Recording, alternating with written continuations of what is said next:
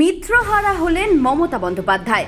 কালীঘাট তৃণমূলের দীর্ঘদিনের বিশ্বস্ত সেনাপতি কামারহাটির বিধায়ক মদন মিত্র এবার মমতার হাত ছাড়লেন। বুধবার দুপুরে বিধানসভায় বিরোধী দলনেতা ঋতব্রত বন্দ্যোপাধ্যায়ের ঘরে গিয়ে পাশেই আসন নিলেন মদন মিত্র।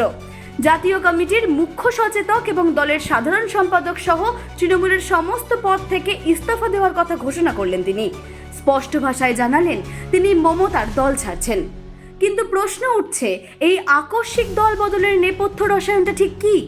আদর্শগত পরিবর্তন নাকি স্রেফ কেন্দ্রীয় এজেন্সির ভয় থেকে বাঁচতে গা বাঁচানোর মরিয়া চেষ্টা? ঘটনাচক্রে ঠিক 24 ঘন্টা আগেই অর্থাৎ মঙ্গলবার পুরনিয়োগ দুর্নীতির তদন্তে মদন মিত্রের স্ত্রী এবং 2 পুত্রকে তলবের নোটিশ পাঠায় এনফোর্সমেন্ট ডিরেক্টরেট বা ইডি। নিয়োগ কেলেঙ্কারিতে পরিবারের নাম জড়ানোর 24 ঘন্টার মধ্যেই ভোল বদল করলেন কামারহাটির বিধায়ক। মঙ্গলবার রাতেই তিনি পৌঁছে গিয়েছিলেন ঋতব্রত শিবিরের হেভিওয়েট নেতা সন্দীপন সাহার বাড়িতে। আর বুধবার দুপুরে সরাসরি বিধানসভায় বিরোধী দলনেতার ঘরে ঢুকে জল্পনায় শিরমোহর দিলেন। রাজনৈতিক মহলে এখন একটাই জোর চর্চা, বিজেপি ঘনিষ্ঠ বলে পরিচিত ঋতব্রত শিবিরে মদন মিত্রের এই যোগদান কি আদতে ইডির হাত থেকে পরিবারকে বাঁচানোর রক্ষা কবচ? ভয় এবং কেন্দ্রীয় এজেন্সির চাপই কি তবে মমতাপন্থী নেতাদের শিবির বদল করতে বাধ্য করছে? ইস্তফা দেওয়ার পর মদন মিত্র বলেন, তার আগে যেটা আছে, এখনো অবধি ভারতবর্ষের যে রাজনৈতিক দলগুলোর যে চিন্তাধারা বা মানচিত্র বা সিইও সবকটাতেই কিন্তু ওই এআইটিসি লেখা আছে, অল ইন্ডিয়া তৃণমূল কংগ্রেস। তার মধ্যে আবার দুটো ভাগ হয়েছে।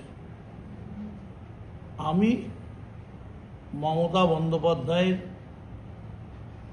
তাকে সম্মান জানিয়ে, তাকে ধন্যবাদ জানিয়ে এবং দীর্ঘদিন তিনি আমাদের পাশে থেকেছেন, আমরাও চেষ্টা করেছি কম বেশি করার। আজ এই মুহূর্ত থেকে মমতা বন্দ্যোপাধ্যায় তৃণমূল কংগ্রেসের national committee, chief whip, working committee, party general secretary থেকে শুরু করে সমস্ত রকম পদ থেকে আমি ইস্তফা দিলাম। আমাকে আজ থেকে, আমি তৃণমূলে ছিলাম, তৃণমূলেই রইলাম, শুধু আমি এই ঘর থেকে ওই ঘরে গেলাম। কারণও আমি বলেছিলাম, কিন্তু সেগুলো মানার নয়। আপনি কি এখন মনে করছেন এই তৃণমূলটা হচ্ছে মূল স্রোত? দেখুন, অস্বীকার করে তো লাভ নেই। একটা মানুষের জন্য একটা জাতকে তো আমি বিসর্জন দিতে পারি না। Only for one man. কার জন্য? সবাই নতুন করে নাম বলার কোনো কারণ নেই। বলুন না, তাও আজকে বলুন। শুনুন, দল চালায় দলের সেনাপতি, দল চালায় দলের সেনাপতি। সেই সেনাপতি যদি দলকে ঠিক মতো চালাতে না পারে, আজকে গোটা দল ভয়ে কাঁপছে কেন? চলুন তো আমার সঙ্গে, আমি হেঁটে বেরোচ্ছি ধর্মতলা দিয়ে, আমি দেখি কে ডিম মারে। হাঁটতে হাঁটতে আমরা ধর্মতলা দিয়ে নিউ মার্কেট যাচ্ছি, বাজার করছি। আইপ্যাক ব্যাপারটা খুব গোলমেলে। আইপ্যাকটা আদৌ কি? আইপ্যাক খায় না মাথায় দেয়, এটা খুবই মুশকিল বা ঠিক মতো বলা। তবে এই দলকে এই মুহূর্তে টেনে তোলার জন্যে একটা মহাবলী, অঞ্জনী পুত্র মহাবলদায়ী, সন্তানকে প্রভু সদা সহায়, এইরকম একটা মহাবলী লাগবে। সেটা আমি কি করে বলবো বলুন তো? মমতা বন্দ্যোপাধ্যায় রয়েছেন, আর আমি সব থেকে বড় ধন্যবাদ দেব ঋতব্রত বন্দ্যোপাধ্যায়কে এবং বিরোধী দলকে। এরা প্রত্যেকবারই যে যখনই কথা বলেন, এরা বলেন মমতা বন্দ্যোপাধ্যায় আমাদের মাথার উপরে রয়েছেন, তার নামেই সব, তার নামেই সব। আর তৃণমূলের মুখই তো মমতা। সততা, বা কোনো লুকোচুরি জোরচুরি করতে চাই না। আমার কারোর প্রতি কোনো অভিযোগ নেই। আমার যত রাজনৈতিক সহকর্মী, নেতৃত্ব, সর্বোপরি আমার নেত্রী মমতা বন্দ্যোপাধ্যায়, তাকেও আমি নমস্কার এবং ধন্যবাদ জানাচ্ছি। এই টিমের বিষয় নয়, আমরা বারবার যেটা বলেছি যে আমাদের লড়াইটাই হচ্ছে ইন্ডিভিজুয়াল কাল্টের বিরুদ্ধে। আমাদের এখানে আপনারা শুরুর দিন থেকে জানেন, আমরা বারবার বলেছি গোটা লড়াইটাই আধিপত্যবাদ, সেই আধিপত্যবাদ কায়েম করবার চেষ্টা, তার বিরুদ্ধে একটা কালেকটিভের লড়াই। আমরা একটা কালেকটিভ, সেটাই আমাদের পরিচয়।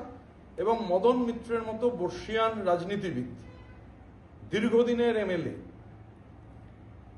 প্রাক্তন মন্ত্রী, এবং ওই যে মদনদা বলছিলেন, মদনদা এখান থেকে যে বললেন না, হেঁটে যদি যান নিউ মার্কেট পর্যন্ত কেউ ডিম ছুড়বে না। আমি গত 3 দিন ধরে এখান থেকে পেছন দিয়ে হেঁটে হাইকোর্টে যাচ্ছি, দোতলায় উঠছি, নেমে আসছি, কোথাও কোনো ডিম ছোড়ার ব্যাপার নেই। এই কালেকটিভের যারা হেঁটে যাবেন, কোথাও ডিম ছোড়ার ব্যাপার নেই। স্বাভাবিকভাবে এটা একটা কালেকটিভ। মদন মিত্রর মতো বর্ষিয়ান রাজনীতিবিদ, তিনি আমাদের এই কালেকটিভে যুক্ত হওয়ায় আমাদের কালেকটিভ আরো শক্তিশালী হল। সব মিলিয়ে প্রশ্ন এখন একটাই, পরিবারের ওপর ইডির খাড়া নামতেই কি তবে শেষ রক্ষা করতে দল ছাড়লেন মদন, নাকি এই ভাঙনের পেছনে রয়েছে গভীর রাজনৈতিক সমীকরণ?